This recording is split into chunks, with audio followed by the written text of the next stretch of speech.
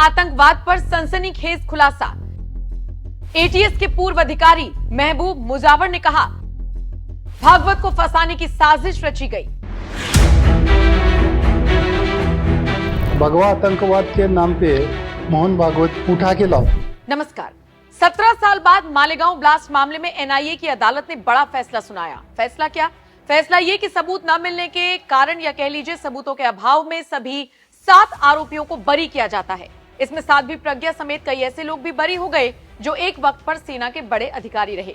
इस फैसले के बाद सबसे बड़ा सवाल तो यही उठ रहा है कि जिन लोगों को बरी किया गया, अगर उनका इसमें हाथ नहीं था तो फिर हाथ किसका था? आखिर ब्लास्ट कराया तो कराया किसने? इसका जवाब तो फिलहाल ढूंढा जा रहा है। लेकिन इस बीच 2008 में ही इस मामले के बाद एक नैरेटिव सेट किया गया, भगवा आतंकवाद वाला फर्जी नैरेटिव।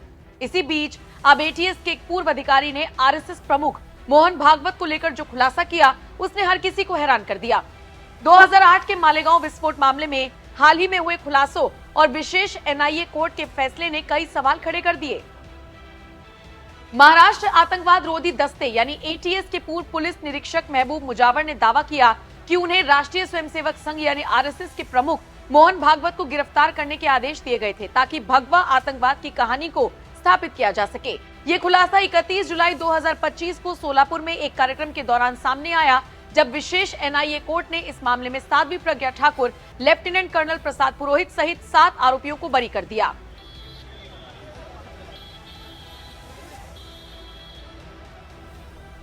आपको बता दें, रिटायर्ड पुलिस निरीक्षक महबूब मुजावर, जो 2008 में एटीएस की जांच टीम का हिस्सा थे, उन्होंने 31 जुलाई 2025 को सोलापुर में दावा किया कि उन्हें वरिष्ठ अधिकारियों, विशेष रूप से परमवीर सिंह ने मोहन भागवत को गिरफ्तार करने का आदेश दिया था। मुजावर के अनुसार इस आदेश का मकसद भगवा आतंकवाद की कहानी को स्थापित करना था।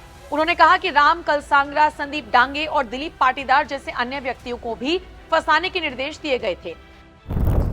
मोहन तुम्हारे परमवीर सिंह के अलावा और वरिष्ठ अधिकारी थे, उनका कहना ऐसा था कि पहले जाके मोहन भागवत को मिलके क्या तो उनका डिस्कशन हुआ है, अब तुम जाके उनको उठा के लाओ, ऐसा आदेश था। वो भयानक झूठे जो तब उस एक कंसेप्ट निकल के आया था तब, भगवा आतंकवाद के नाम पे ये तपास चल रहा था। तपास जो करना चाहिए वो नहीं हुआ। भगवा आतंकवाद, हिरवा आतंकवाद, ये था, ये गलत था, झूठ था। और इतने बड़े आदमी को लाने के लिए मेरे पे जवाबदारी डाले थे, तो मेरे झूठ करने की मेरी कैपेसिटी नहीं है। मेरे को धाड़सी बोल के लिए थे उन्होंने, धाड़स से काम करेंगे, ये बहुत टेरर है, अमुक है, ऐसे इससे करे थे। तो मैंने जाके नागपुर में बहुत दिन तक रुका मैं। अच्छा, मगर वो काम नहीं किया मैं। क्यों आपके? नहीं, वो झूठ काम है तो क्यों का सवाल ही नहीं आता। झूठा काम है।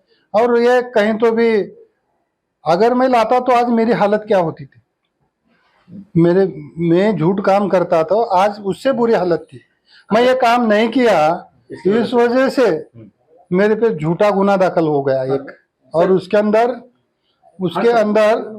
मेरे को अरेस्ट किया गया। अरेस्ट करके जेल में डाला गया। फिर मेरे पे चार्जशीट दाखिल हो गया। फिर मैं जितने मेरे पास एविडेंस थे और मेरा जो कहना है, मेरा एफिडेविट है, वो मैंने यहाँ के कोर्ट में पेश किया। मैं निर्दोष छूटा उसमें से।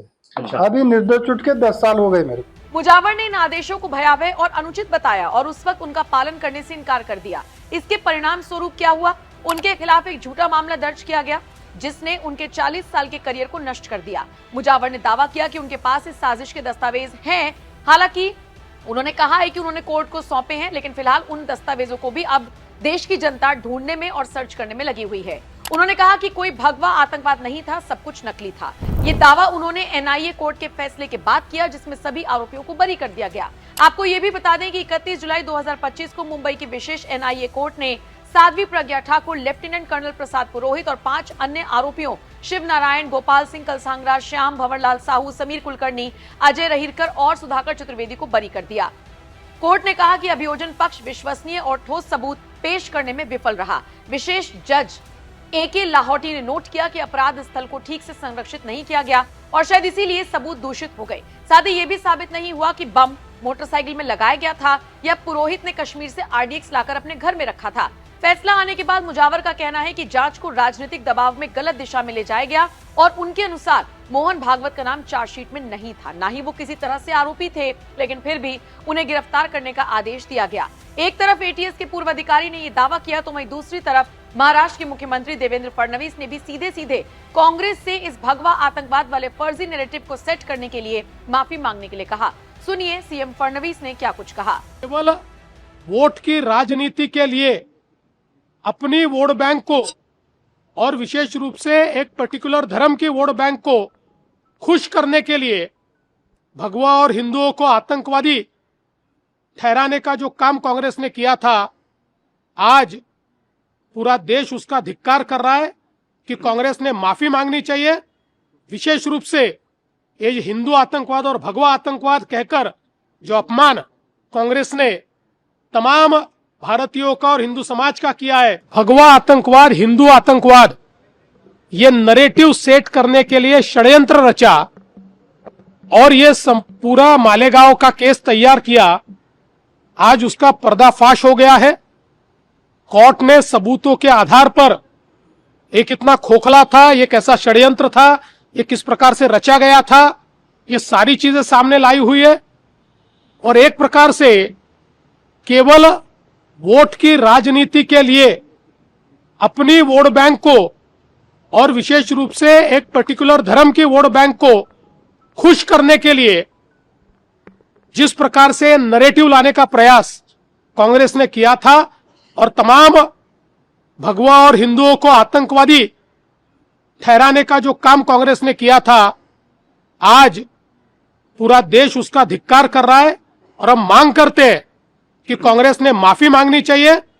विशेष रूप से ये हिंदू आतंकवाद और भगवा आतंकवाद कहकर जो अपमान कांग्रेस ने तमाम भारतीयों का और हिंदू समाज का किया है, उसके लिए कांग्रेस माफी मांगे, ये हमारी मांग है। देखिए, अभी तो इसको डिटेल में हम लोग देखेंगे, इसके अंदर क्या दिया गया है, क्या कहा गया है, इसको देखने के बाद ही कोई फैसला होगा।